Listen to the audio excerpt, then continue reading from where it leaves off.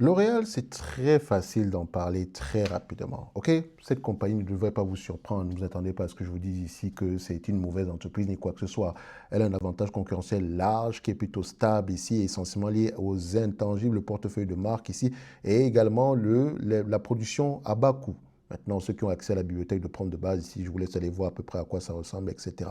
Rappelez-vous d'une chose, vous avez le bootcamp qui commence le 1er du mois d'octobre 2026, donc tous ceux qui rentrent dans le bootcamp ont également accès à la bibliothèque de prom de base de manière générale, ainsi qu'à un an dans le top premium où je partage également des données d'analyse sectorielle ainsi que d'autres éléments derrière. Bref, je vous laisse aller voir ça, cliquez sur en savoir plus, description de la vidéo, en savoir plus et vous irez voir. N'oubliez pas, le tarif il est progressif et mardi, ça change. Donc ici, quand je reviens sur L'Oréal, la dernière fois qu'on a mentionné cette compagnie, c'était à peu près il y a, disons, si ma mémoire est bonne, presque 60 jours aujourd'hui, presque. Donc on était à un target price ici de 400 dollars ici, donc simple, hein. On va juste ajuster ça rapidement. Donc, on fait simple, on regarde croissance de revenus, etc. C'est beau à voir. On a déjà passé des heures et des heures sur L'Oréal il y a très longtemps. Si je tape juste ici, en termes de recherche, L'Oréal, il y a 13 vidéos concernant L'Oréal.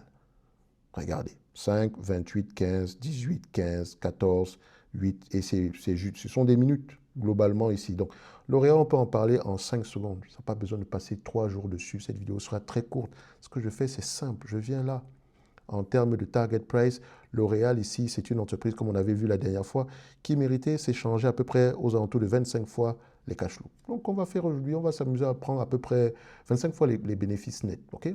Parce qu'il y a de la croissance, etc., pour augmenter les prix. Aujourd'hui, je vais prendre une valorisation différente. Pas valorisation par rapport aux multiples, je prendrai 20 fois les cash flows, pas les free cash flows. 20 fois les cash flows, ça donne 392. Vous voyez qu'on n'est pas très loin ici si on avait pris du 25 fois les bénéfices nets ajustés, parce que si on a 16,30 $, si on prend 16,30 $ ici, fois 25 fois, ça donne à peu près aux alentours ici des 407. Donc c'est à peu près la même chose. Vous voyez, si je prends les cash flows, ça donne à peu près aux alentours de 400. Si je prends les cash flows ajustés, on est à peu près à 407 dollars, qui est toujours équivalent à 400 ici, globalement. Donc vous voyez que la relation entre 25 fois les bénéfices et 20 fois les cash flows est très liée, n'est-ce pas? Donc quand je prends un chiffre ici, ce n'est jamais pour rien. Mais maintenant, si je prends 25 fois les bénéfices nets, c'est parce que cette compagnie peut augmenter les prix. OK? Elle a déjà fait par le passé. Et quand on regarde à peu près son historique globalement, regardez. Gross margin, croissance des marges. Premier niveau du pricing power, c'est la stabilité. Deuxième niveau, c'est la croissance.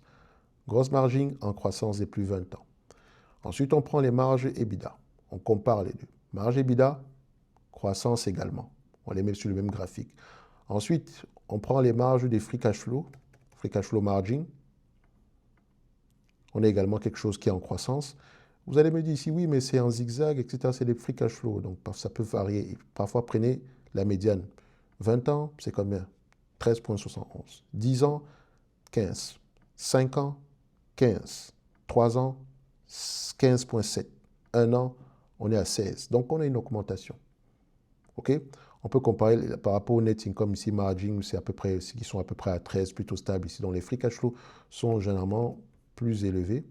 On peut mettre ça ici en termes de marge. On a ça qui sont généralement plus, surtout sur les dernières années. Donc, j'aime bien ce que je vois ici.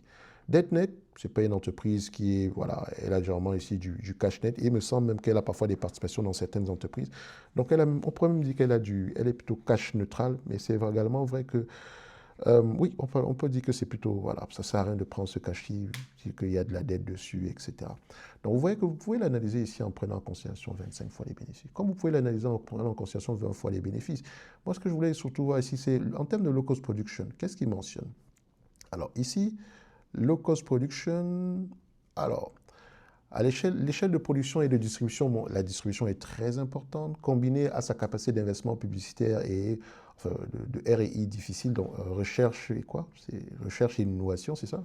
Ou non, je pense que R&I, il ne faut pas que je dise des bêtises ici. Difficile à répliquer pour les acteurs de taille inférieure constitue, selon la définition stricte de Morningstar, un avantage de coût structurel. Ce n'est pas un avantage de coût unitaire au sens d'un fabricant low cost, mais un avantage d'échelle qui permet de mutualiser des coûts fixes considérables, que ce soit le marketing réseau, le réseau industriel, même la fourniture ici des matières premières de manière globale. Vous savez également ici que c'est un peu, vu que cette compagnie a la distribution, ça veut dire que Si vous êtes en partenariat avec L'Oréal, vous pouvez être vu dans un maximum de magasins en très peu de temps. C'est pour ça que parfois, quand une entreprise va atteindre, c'est peut-être un argument qu'elle utilise pour pouvoir acheter d'autres entités. Je pense que, si ma mémoire est bonne, ils ont acquis un business dernièrement. C'est quoi, l'Occitane, un truc comme ça? Oh non, peut-être pas. Non, c'était Aesop, si ma mémoire est bonne. Je pense que Aesop, j'aimais bien le marketing d'Aesop généralement. Aesop, pour ceux qui ne savent pas, ça ressemble, comment ça s'écrit ici. C'est, on va dire que c'est ça, AESOP. Ok. Je pense que L'Oréal a dû faire l'acquisition de ce business. J'ai une assez bonne mémoire, donc je pense qu'il y a de grandes chances que ce soit vrai. Aesop, L'Oréal. L'Oréal. Ouais, c'est ça. 2023. Ça, 2023, même, c'est assez éloigné. On peut regarder ici les dernières acquisitions que L'Oréal a fait. Mais c'est un business qui croît par acquisition globalement. Alors, vous savez ce qui est difficile quand une entreprise croît par acquisition, c'est parfois de maintenir le niveau de marge, se maintenir ici les marges stables. Donc, ça veut dire que, ici que L'Oréal ne fait pas l'acquisition de n'importe quel business. Elle dépense en moyenne 300 millions par an pour faire des acquisitions. Je dis bien en moyenne. Si on prend ici, depuis que sur les 20 dernières années, prenons juste les 20 dernières années, combien est-ce qu'elle a dépensé? Sur les 20 dernières années, elle a dépensé près de 15 milliards en acquisition. Sur les 20 dernières années. En termes de free cash flow, elle a donc généré combien? On va voir ça ici. En termes de free cash flow cumulé, on a généré près de 77 milliards. Donc, elle a payé ses acquisitions avec ses free cash flow littéralement jusqu'à il reste encore un tout petit peu d'argent pour pouvoir racheter les actions, payer un dividende, etc. Donc, et pendant qu'elle faisait ces acquisitions-là, vous avez observé la marge brute, elle était en croissance.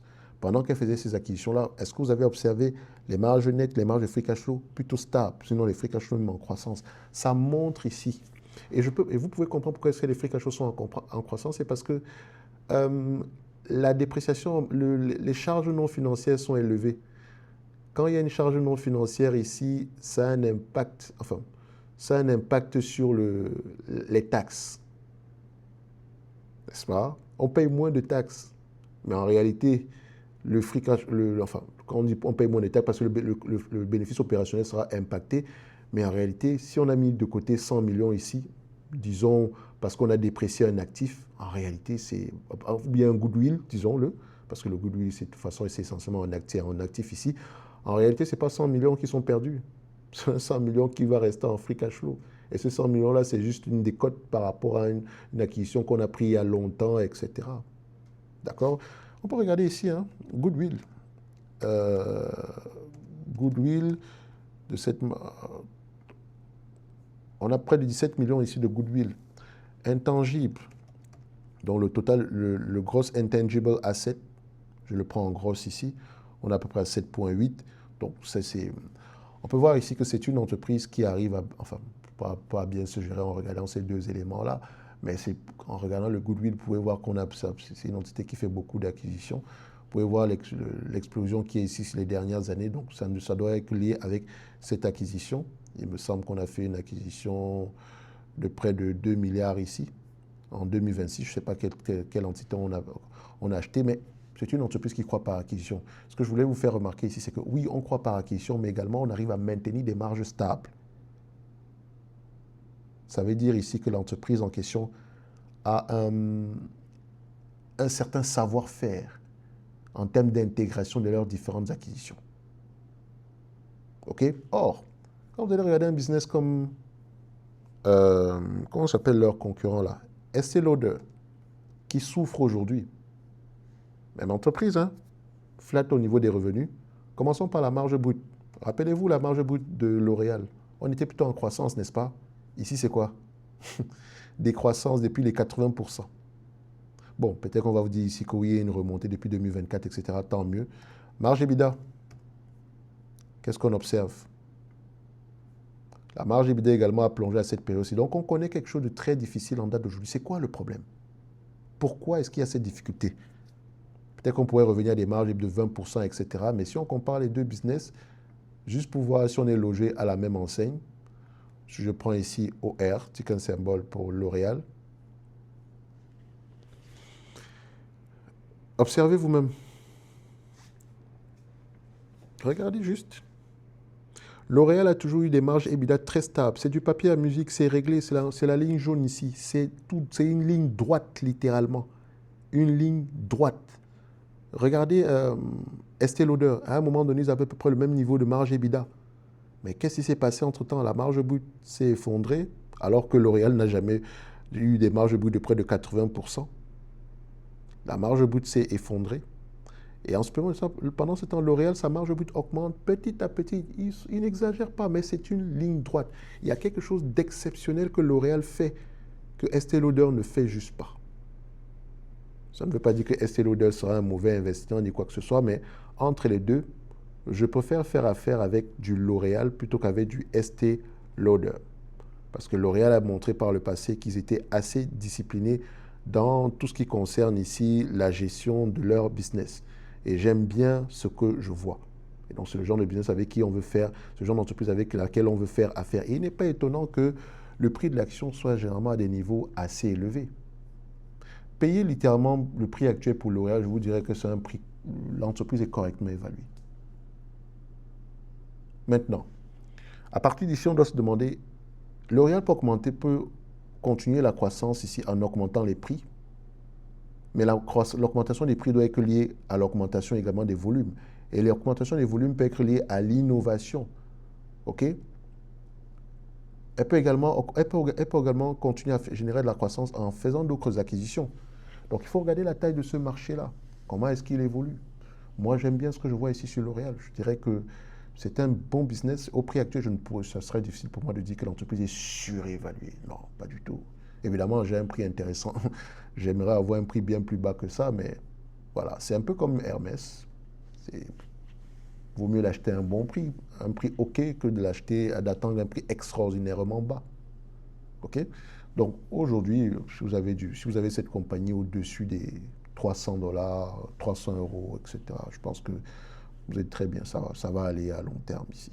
OK? Ceci n'est que mon point de vue et non un conseil d'investissement, c'était une analyse quantitative. Hein. On n'a rien fait d'exceptionnel ici. Donc de manière globale ici, pour ceux qui veulent apprendre à faire du stock picking sérieusement, rejoignez-nous dans le top, excusez-moi, j'ai toujours en tête le top premium, quoique vous serez dans le top premium de manière générale, mais rejoignez-nous dans le bootcamp, s'il reste encore des places bien sûr. Et voilà, n'oubliez pas, n'attendez pas très longtemps parce que comme je l'ai dit mardi, il y aura un grand changement de prix ici, et ainsi de suite jusqu'à ce qu'on arrive à la date du bootcamp. Donc vous allez voir ici, ça sera peut-être 2 fois plus élevé que le prix actuel parce que ça fonctionne. Je ne me casse pas la tête. Ça fonctionne, c'est un accompagnement qui fonctionne de manière générale. Quand vous allez sortir de là, vous-même, vous verrez que le changement sera là par rapport à ce que vous étiez avant et ce que vous serez après. Parce que dès le début, on se met à bosser. On n'attend pas de faire 400 heures de cours pour commencer à analyser une compagnie. Un investisseur, ça analyse les entreprises dès le début, même si vous ne savez pas lire un bilan comptable. Okay, enfin, voilà. Même si vous ne savez pas lire un bilan comptable ou un rapport annuel, ne vous inquiétez pas. Ça va bien se passer. Si tu fais 1 plus 1 égale 2, si tu sais le faire, tu es au bon endroit. Est-ce que ça vaut la peine que je parle de dividende qui est safe, etc. Vous-même, vous voyez, le dividende, il est safe, il y a de grandes chances qu'il continue à croître. Actuellement, ils peuvent redistribuer 4%, mais ils donnent 1,90. Entre-temps, je pense que L'Oréal est assez géré comme une entité nord-américaine et fait des rachats d'actions. Bah voilà, j'aime ça. Vous voyez? Même si c'est souvent ponctuel ici, mais on aime ça littéralement. Alors ici, je mettrai comme price target, je vais laisser le prix qui est là, le 400 dollars, ça ne dérange pas plus que ça. On va mettre ici la date d'aujourd'hui et on va appeler ça bim, bada, boum. On se donne rendez-vous sur les prochaines vidéos. Un like, un abonnement, un commentaire, ça fait toujours plaisir. Au revoir.